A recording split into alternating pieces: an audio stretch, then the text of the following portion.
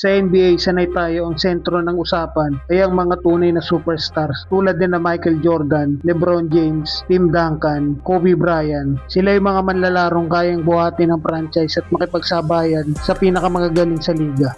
Pero habang marami ng established stars ngayon, mahalaga rin na bantayan kung sino ang mga posibleng sumunod na maging the next big thing. Hindi kasi pare-pareho ang development ng players. May mga hindi agad sumisikat pero bigla nagle-level up paglipas ng ilang taon. Gaya ni Steve Nash na naging MVP sa edad na 31 at ni Shai Gilgeous-Alexander na hindi agad superstar pagpasok ng liga pero ngayon ay elite na. Sa article, tinukoy ang tatlong under the radar players na may potensyal. Pero ang tanong kung kaya ba nilang maging tunay na franchise cornerstone. Una sa listahan, si Cedric Howard ng Memphis Grizzlies. Rookie siya na medyo mas matanda kumpara sa ibang mga first year players. 22 years old, karaniwan kapag mas matanda ang rookie, iniisip ng iba na limitado na ang growth. Pero sa kaso ni Howard, may mga bagay sa laro niya na promising. Solid scorer siya. May malakas sa pangangatawan para sa isang 6'5 wing at maganda ang mechanics ng tira niya sa tres. Kahit wing siya, malakas siyang kumuha ng rebound sa ilalim. Higit 6 kada laro sa limitadong minuto. Marunong din siya mamasa at hindi basta-basta nagto-turnover dahil sa pagbabago ng roster ng Grizzlies. Posibleng lumaki ang role niya next season. Pero ayon sa article, kahit may potensyal siyang umangat, malabo raw na maging tunay na franchise superstar. Pangalawa, si Matas Buzelis ng Chicago Bulls. Isang 6'9 combo forward na nasa second year pa lang. Ang strength niya, versatility, kaya niyang gumawa ng sariling tira, kayang tumira sa labas at tumatake sa loob.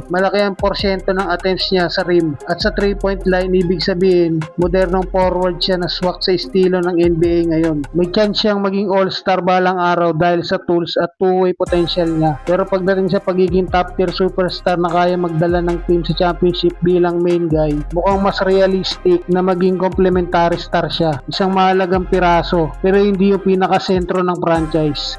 Pangatlo, si Deni Avdija ng Portland Trail Blazers. Sa tatlo, siya ang pinaka-advance ang development. Nag-a-average siya ng halos 24 points, 7 rebound at 6 assists at naging all-star na rin. Sa edad na 25, mukhang ito na ang pinakamalaking leap niya. Ang tanong ngayon, may mas iaangat pa ba siya mula rito? Sobrang galing na niya, pero kaya ba niyang maging best player sa isang championship contender o mas mabagay siya bilang second option sa isang mas dominanteng superstar?